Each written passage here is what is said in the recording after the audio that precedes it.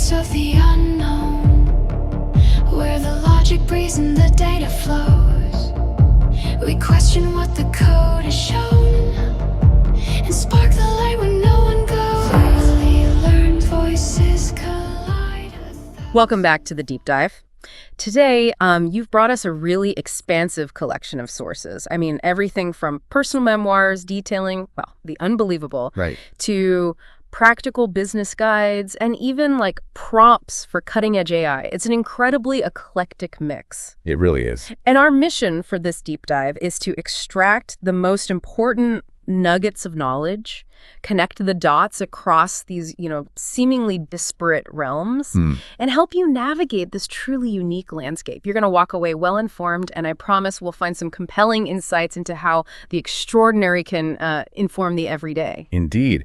And what's striking here is that intersection, right? The intensely personal with the remarkably practical. Exactly. We have materials detailing supernatural encounters, multiversal theories, and then boom, direct guidance on optimizing an ad campaign or crafting a headline using AI. It makes you ask, how do these worlds even connect? That's the core question, isn't it? Yeah. How do these realms intertwine and inform each other? Yeah. So we'll unpack this by looking at the incredible journey of one individual at the heart of these sources. Okay. And the expansive network he's built. Okay, let's dive in. At the heart of a lot of these sources is a man named Dakota Frandsen, often called the specialist of the strange. Right.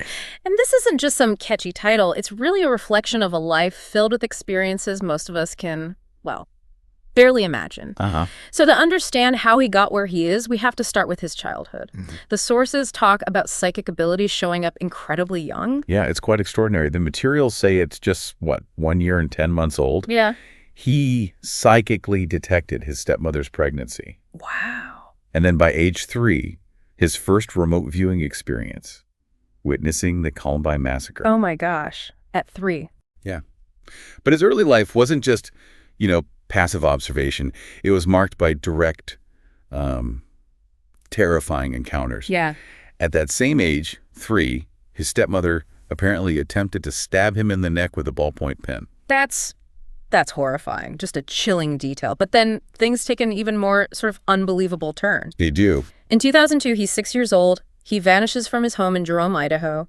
Then he's found unharmed 30 miles away in Murtaugh, inside his grandparents' locked home. Right. What happened during that time? Well, during this period, he reportedly heard a telepathic woman's voice. Had an English Gaelic accent, apparently. Okay. Telling him, Dakota, if you can hear me, stay calm. We're coming. We're coming. Who's we?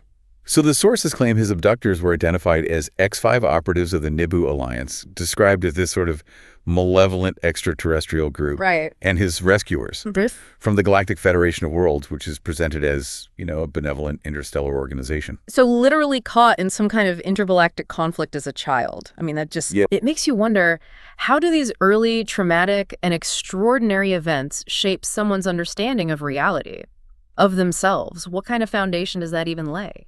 It's a profound question, really.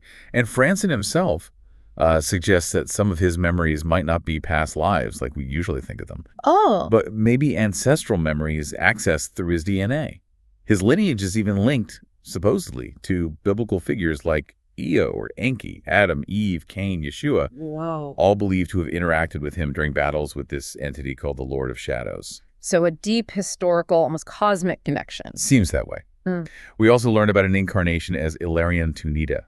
He was part of a species called Tal Shiar, described as human-like, highly intelligent aliens. Oh, okay. And as Tunita, he served in an espionage unit back in the late 1920s here on Earth, infiltrated the Third Reich, interacted with figures like Maria Orsic. The psychic medium? That's the one. Yeah. Apparently, she was unknowingly a pawn for some ET factions. His past involves some brutal stuff, too.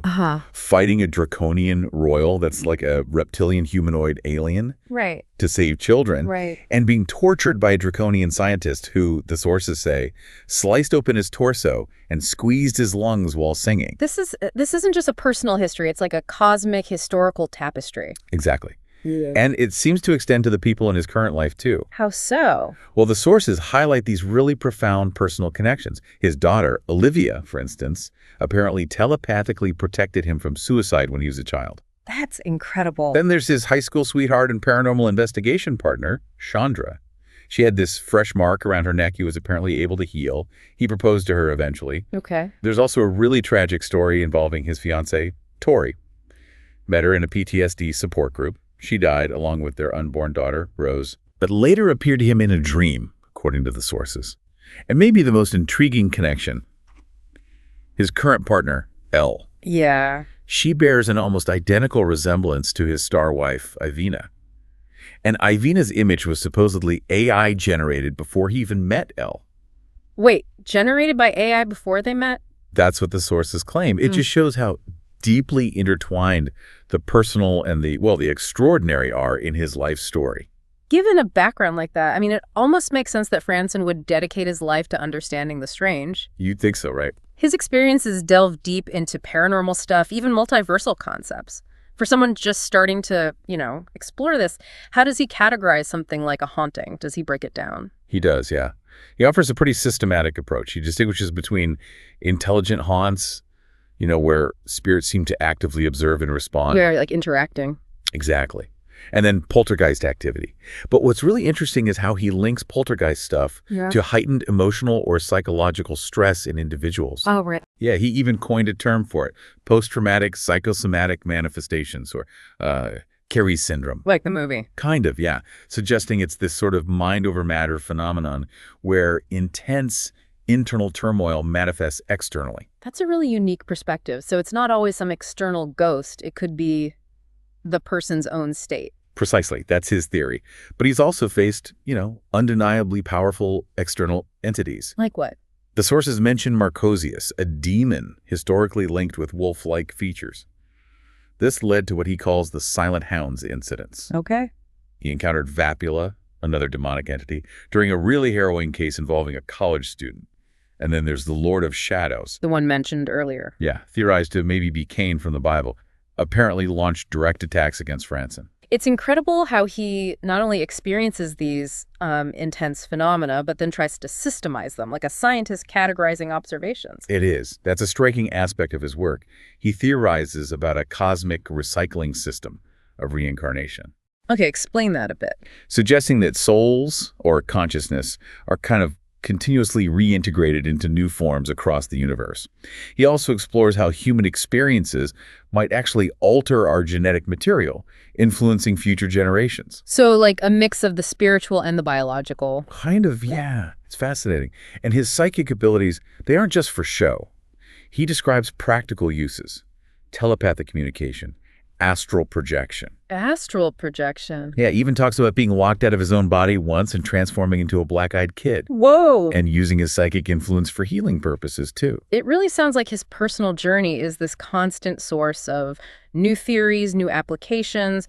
Did his interest in, multiple realities extend beyond just his own experiences? Oh, absolutely. If you place this in a bigger context, Frandsen started this experimental project called The Hunt for Infinite Earths. Inspired by DC Comics, seriously. Apparently so. It involved using tech methods from paranormal investigations, plus imagery of the Archangel Metatron as a kind of multiversal communications satellite dish. Okay. To do what? To try and contact people from parallel dimensions, including, get this, the fictional character John Constantine. No kidding. That's what the sources say. He even explored cosmic time zones, this idea that different entities perceive time at vastly different rates. Mind-bending stuff. Totally. And the overarching narrative of his life and the universe he describes is one of this ongoing cosmic conflict. You've got the Galactic Federation worlds versus the Nebu Alliance and their allies, like the Stiakar described as an aggressive alien race. And Ilarion, or Dakota, is right in the middle of it. Yeah, playing a significant role in this intergalactic struggle. It positions his whole life as part of this much, much larger cosmic drama. So, okay, with such a wild personal history, it kind of makes sense he'd build something truly unique. He founded Bald and Bonkers Network, LLC in 2022. Right. The name itself, Bald and Bonkers, apparently started as a joke. So the story goes. But it seems to perfectly capture the humor and the depth of his life experiences. So you might be wondering, okay, what exactly does this network do? And what's intriguing is how his philosophy of understanding the strange seems to extend into very tangible, real-world applications. How so? Well, the company's core mission is stated as empowering individuals from all backgrounds with tools and expertise.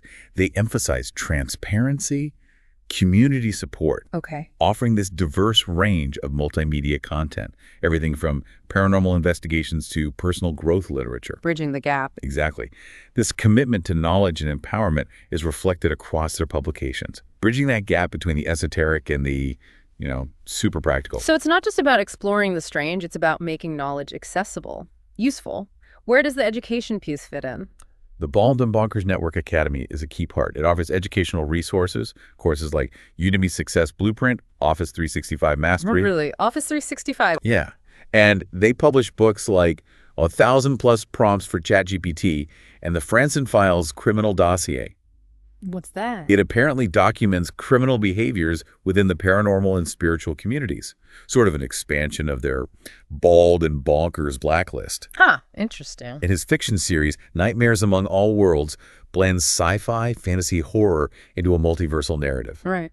It just shows how his deep, unconventional knowledge gets translated into practical, digestible content. Right. They even have an e-commerce shop, Clapagator and Haunted Castle merch. And looking ahead, there's the Bonkers Kids Initiative. For kids? Yeah, aims to deliver honest, entertaining, educational content for children. Animated adaptations, interactive learning tools, that kind of thing. That's quite a leap from cosmic conflicts to kids' entertainment, isn't it? It is. Let's dig into one of the most surprising bits. How his insights from navigating the strange inform something like 1,000+ prompts for ChatGPT. How does his unique view shape the advice in an AI guide? It's a fantastic question, because this is where the personal and practical really seem to converge. That book, 1,000+ Prompts, shows how the same analytical and critical thinking skills you'd need to, say, understand supernatural phenomena can be applied to using cutting-edge AI effectively. For instance, look at advertising and marketing. The book doesn't just list basics. No, it offers best practices for social media ads, targeting strategies, data collection, A/B testing, even ethical stuff in comparative advertising. Yeah. The level of detail, the strategic thinking, it mirrors how he seems to approach complex paranormal cases. So it's about a methodical approach to a complex system. Doesn't matter if the system is paranormal or an AI algorithm. Exactly that. For content creation, the prompts cover script writing for video, shooting techniques, editing tools, audio, all presented with an eye for effectiveness, for optimization, much like you'd craft a compelling paranormal narrative. Right? Makes sense. It goes deep into SEO too. Keywords, length, uniqueness, social media strategies, engaging visuals, content calendars, metrics, and copywriting. Yeah. Strategies for direct response copy, using conversational language, strong calls to action, harnessing emotional appeal, fear, joy, curiosity, urgency, even the problem solution formula. These are powerful communication tools, really, whatever your topic. And it goes beyond just business and marketing, doesn't it? Into personal growth, too. Yes, absolutely. The prompts even get into personal well-being. Advice on habit formation, self-motivation, mental health, stress management, self-care, emotional intelligence, communication skills, conflict resolution, mindfulness, building rapport. Even ethical persuasion techniques are covered.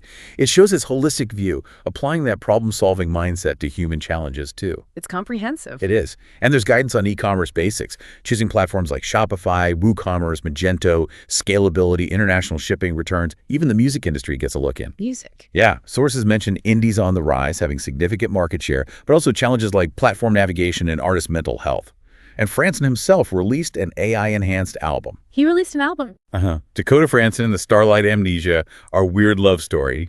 And the objective was interesting. Which was? To examine if music could influence emotional and romantic behaviors and maybe even contribute to an increase in birth rates among listeners. Okay, that is unconventional. Right. Again, blending the strange with a practical, almost experimental application. It really is quite a leap, isn't it? To go from a life steeped in, alien abductions and battling demons to creating these super practical resources for business and personal growth. It's a huge leap on the surface. For me, what really stands out is just the audacity of it all. The idea that someone's personal experiences, no matter how utterly unbelievable they sound, can actually inform their approach to everything, from business strategy to global peace efforts. You mentioned the Where Love Can Grow initiative. Right, aimed at manipulating world leaders towards peace. It suggests this fundamental belief that understanding any complex complex system, whether it's supernatural or human politics, gives you some kind of leverage. That's a great way to put it. This whole deep dive makes you wonder, what if the specialist of the strange isn't just investigating the unknown, but is the unknown in some way, always pushing boundaries? How do you mean? Well, zoom out again. His involvement in the Doom Project, that cinematic adaptation, it's described as diverging from typical game-to-film adaptations that just favor spectacle. Okay. Instead, it focuses on a dark, emotionally grounded vision. That aligns perfectly with his own life story, right? Prioritizing depth, emotional truth, even in fantastical settings. Yeah, I see that connection. And think about that Loch Ness Monster surgeon's photo hoax story. It was exposed by Alistair Boyd, but Boyd still firmly believes in Nessie because he saw a large animal himself, like 20 feet long. Right, the balance. Exactly. It echoes that careful balance between skepticism and belief that Frandsen seemed to navigate. He encourages critical thinking, even with the unbelievable, noting that proof often gets dismissed anyway. It suggests his journey isn't just about discovery, but about actively challenging our existing ideas of reality itself, being open to possibility, but still trying to understand. So for you, the listener, what will you take away from this deep dive? Is it going to be the practical tips on optimizing your social media campaigns? Which are genuinely useful. Or is it the mind-bending possibilities of multiversal travel and, cosmic families? Perhaps the most important application, really, is recognizing that the skills you need to navigate these seemingly separate worlds, whether it's understanding deep trauma, making sense of complex paranormal stuff, or leveraging AI for business, they all hinge on critical thinking, on being open to new perspectives, and having the courage to apply what you learn in unexpected ways. Right. This deep dive into these sources, it really challenges you to consider, if one person's life can be so profoundly shaped by the strange, and then used to empower others in such practical ways, what hidden potentials might be lying within your own experiences just waiting to be unpacked and applied in your unique journey?